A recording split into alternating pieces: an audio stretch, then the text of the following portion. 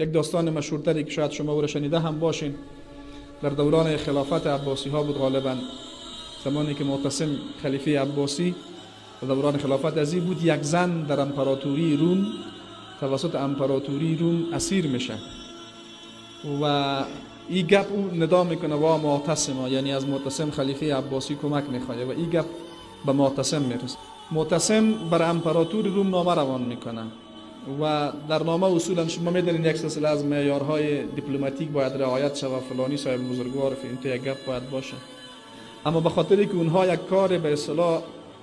یک خیانتی کردن در حق یک زن مسلمان، یک فردی از افراد مسلمان ها، معتصم برش نامه روان میکنه، می نویسه از معتصم خلیفه مسلمان ها به سگ روم، اما تو نوشته میکنه، متن نامش همین رقم هست، عنوان برش میده، میگه از معتصم خلیفه مسلمان ها، یعنی به امپراتور روم نامه روان میکنه، میگه به سگ روم،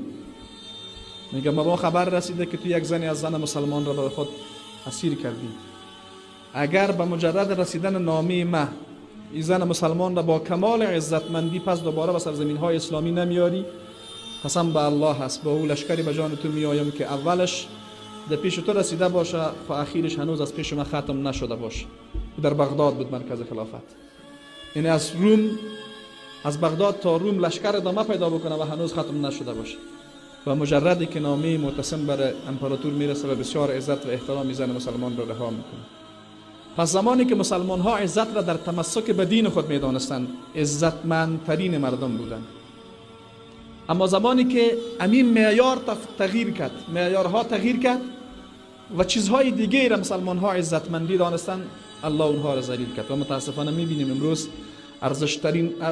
کم ارزشترین خون مسلمان هست و کم ارزشترین چیز مقدسات مسلمان ها هست، در هر جای مورد تاخت و تاز قرار میگیره و